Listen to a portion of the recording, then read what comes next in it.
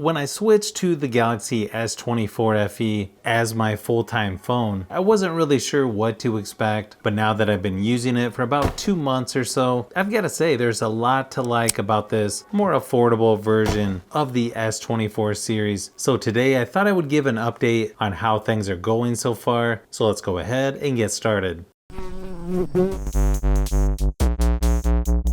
Obviously, you can get this phone for quite a bit less than the regular S24 series, which is probably one of the best parts of this phone, especially if you can get a deal here lately during holiday sales. I think this could be a better option for some people over some of the other phones out there like the Pixel 8a. Now, the build quality and look of this phone is about as close as you can get to the other S24 phones, but once you put this in your hand, it's kind of obvious this one's a little bit heavier and thicker when you compare it to the S24 Plus. Not really a deal breaker, just something that you will notice.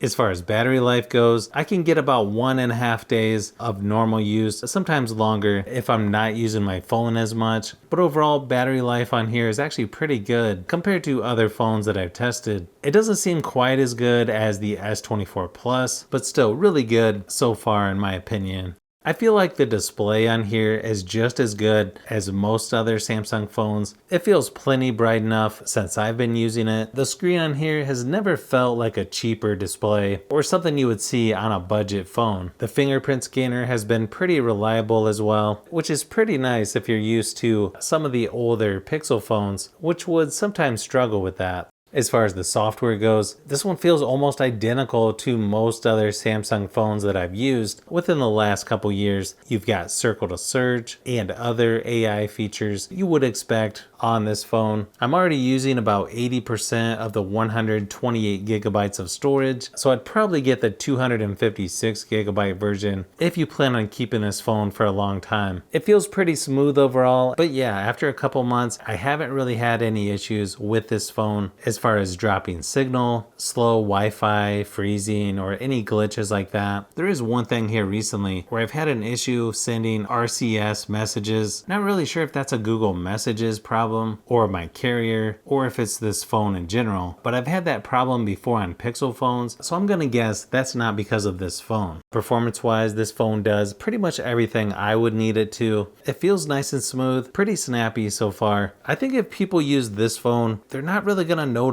much of a difference or drop in performance compared to the regular S24 series. And I know that's going to surprise some people considering this doesn't have a Snapdragon processor. I feel like the speakers on here are probably good enough for indoor use when watching YouTube videos or that kind of stuff. I think most people will be using Bluetooth headphones when they're out and about, so I don't feel like speakers on a phone these days is going to be a priority for most people, but they're definitely good enough in my opinion.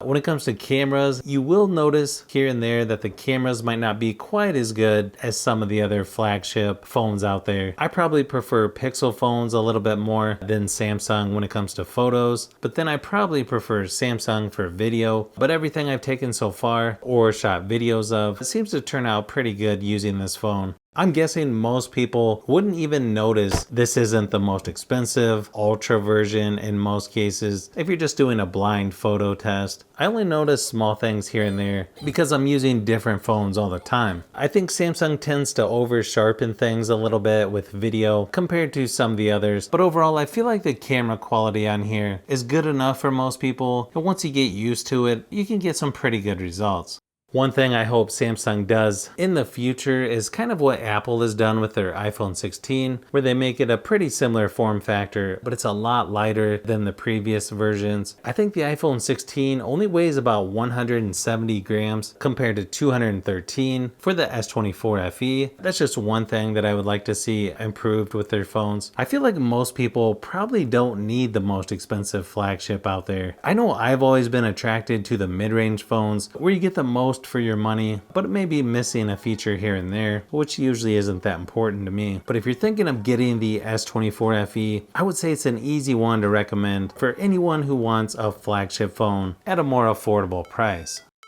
So if you've made it this far into the video, you may want to say thanks by subscribing, and don't forget to give a thumbs up if this video was helpful. This is Brian from Fishbee Productions. Thanks for watching, and I'll see you on the next one.